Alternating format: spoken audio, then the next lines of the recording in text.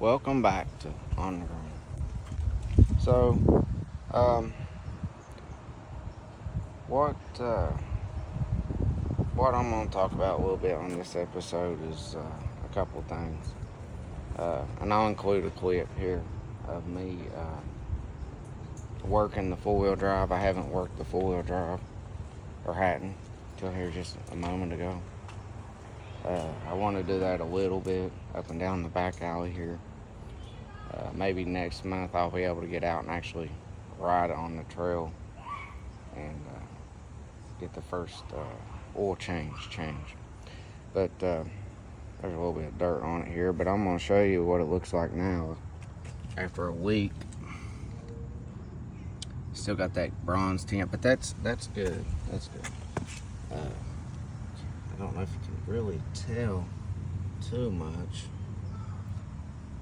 A little bit of cobwebbers on here,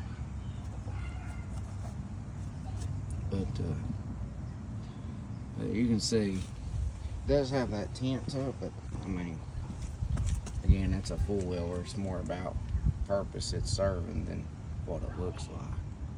It actually don't look bad. You see those down out more.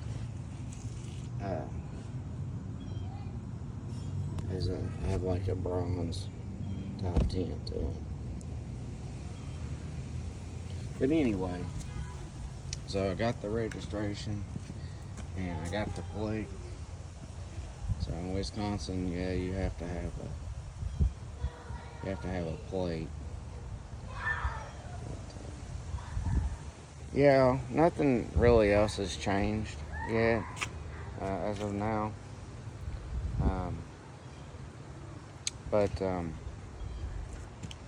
after I get the first oil change and I wash it again, I may go and put another coat on that before I store it.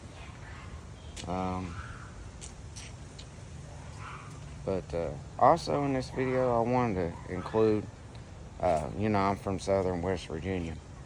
A lot of people don't know the true history of southern West Virginia.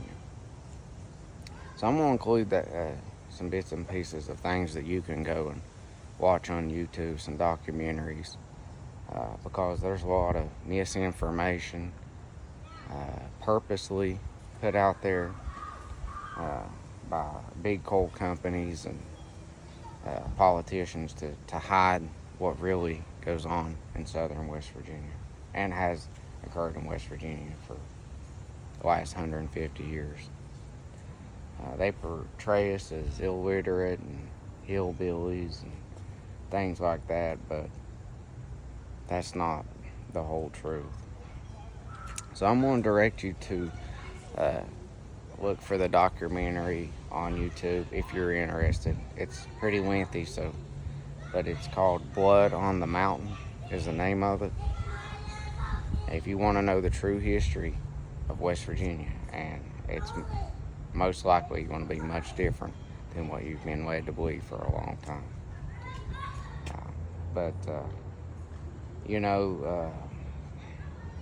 It shows you just how corrupted the rich can be with everything we see going on today with the immigration and politicians putting on a show like they care, but it's about money.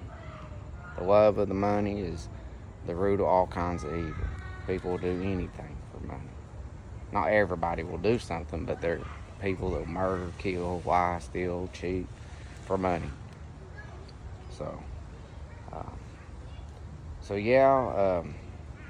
Go watch that documentary. It's called Blood on the Mountain. It's pretty good, covers a lot, but there's others that you can Google.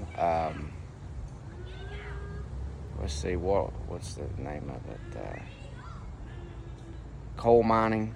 The Battle of Blair Mountain is one.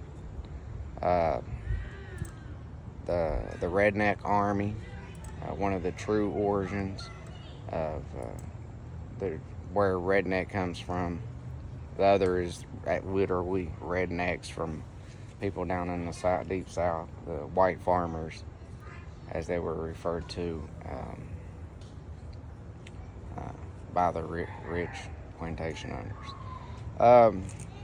But yeah, they're, the term redneck doesn't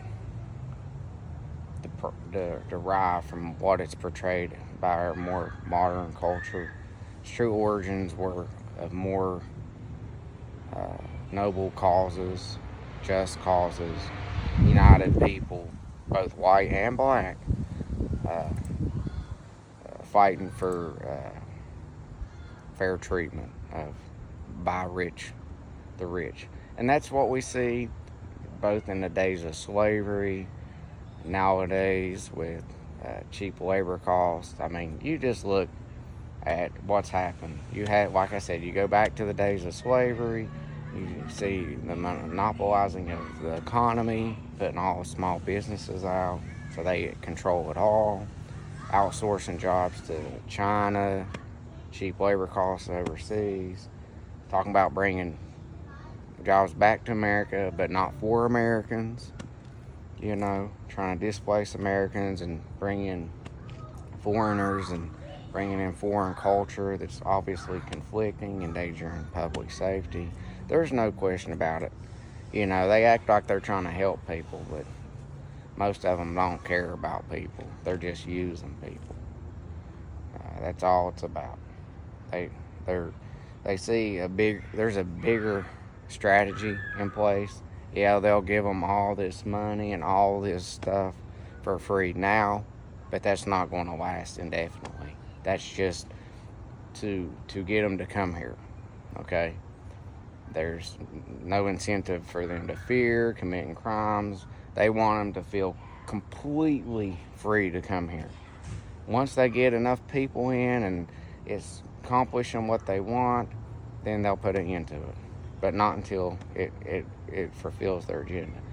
And you can appeal to city council members and politicians, and they'll act like, yeah, well, we understand your concerns, but they are not going to do much about it. And even if they wanted to, there's people in higher positions that can overrule mayors and things like that, or city council members. They don't really care about the regular citizens, but they've forgotten that they need us. If America become united, the citizens, not the politicians, not the rich. I mean, maybe some rich people would care. I'm not saying they're all bad. A lot of them are corrupt, and when you're talking about the super rich. But unless Americans get together and become united, and do mass protests, mass boycotts, shutting this country down, the citizens shutting it down, not the government shutting it down. U.S. soldiers and National Guards and even police officers, if it comes to it, I don't believe that the majority of them are going to fire upon their own families and citizens. But we need a united people, and they would seek to disrupt this. They always do. A united people are strong. A divided people are easy to manipulate and conquer. It's just the way it is. And they want people to keep thinking there's nothing we can do about it. It's beyond our control. It can't, never could do anything. If you don't try, if you don't take actual action and in an organized, strategic way, because that's what you need to do. You have to get together and say, look, they're not going to listen to us. They're not going to do what we're asking them to. They don't care about us. All they care about is their own agenda. They're abusing their position. They're enemies of America, really, because they don't care about America. True American citizens, they do not care about. They're in bed with globalists, and it's about money and power, and they don't care about the overwhelming majority. They may have the money and they may have a lot of advantages, but they do not have the numbers. There's way more of us than there are of them by far. So a united people, organized people, We can, if we really wanted to, even if it caused another civil war in modern day, you got to fight for it. You can't rely on them to do it for you. They can tell you it's a democracy, and they can tell you what you want to hear, but actions speak louder than words. And they can say, yeah, we're doing this and we're doing that, but until it actually achieves what the whole end game is, uh, I'll believe when I see it. But not just something they show me. When I see that it is happening everywhere, you know. It's nothing against people from other countries. In a lot of instances, it's not their fault. It's just the reckless actions and behaviors of those that are using them for their own personal gain. Yeah, it's reckless because they allow dangerous gangs in. They give Haitians license, and it's getting people hurt and killed. It's a public safety issue. I mean, we have to pay taxes. We have to, or we know what happens if we don't abide by the laws. But they aren't doing anything to them, and they aren't even citizens, and they don't fund all this by paying taxes. Okay, again, a lot of it's not even their fault. But you can't bring a different culture into America, and it's going to conflict. There's going to be a lot of problems. It's just not the way it works here.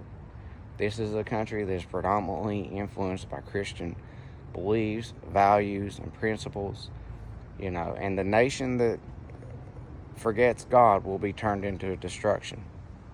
If our country falls away from God, we'll see it falling and falling away, and corruption and falling apart and collapsing more and more the farther people get from God. It's inevitable. That you can't turn your back on God and expect things to work out in the end, because it won't. And that's the truth. You can bring your philosophical views or whatever, but at the end of the day, that's the way it is, and that's the way it's going to be. If people forget God and don't stand up for what's actually right, I mean, sometimes you're going to have to be willing to risk your life in order to accomplish the greater good. That's just the way it is. You know, people may get killed, you know, but, you know, if you're fighting for your families and your children to have a better future, that's what it's going to take. Because these rich people, they just want more money, more power. They're greedy. And that's how they think. And they get together and they make these decisions together. So that's just the way it is. But so that's my 2 cents on it. There's much more that I have to say about it, but the point is, go and look what happened in West Virginia over the last 150 years. Do your research, listen, take the time if you want, and you will see how corrupted these big rich, well, in West Virginia, it was the coal companies, and other places, and maybe other rich companies. But in West Virginia, you will see a lot of what West Virginia has a history of is not inbred and illiterate or racist even. I mean, you had black coal miners working alongside white coal miners. The white people back then were basically put to forced labor. The coal companies, they owned everything. They owned the housing, the stores, the schools. Even to this day, they still fund the education. I'm from Southern West Virginia. When I was in elementary school, you know where our field trip was? To the coal mines. Back before child labor laws, they put kids to work in coal mines, working with coal. It's a true story. They tried to cover it up. You know, they tried to gradually but surely, they tried to hide it. They literally had governors. There was a lot of them that tried to erase it from West Virginia's history to hide what they did. Go look at Hawks Nest, West Virginia, and that tunnel. A lot of people died there, and a lot of those workers were placed in unmarked graves. You don't know anything about it because they don't want you to know about it. Okay? It's been going on for a long time. These rich people, they've killed off the natives. They brought people over here and enslaved them. They brought Irish and Italian immigrants, sent them to the coal fields, basically put them to forced labor, and that's one of the most dangerous jobs there is in the world. Lots of people were dying. And, you know, they had control over the police and everything, over the whole state, basically. Just go and look at it and watch. You'll learn a little bit about history that you may have never known anything about. They tried to cover it up. So, well, that's Tiffany Bottoms Hunter for you today, and we'll get back on this Honda later. So I'll see you again here next time.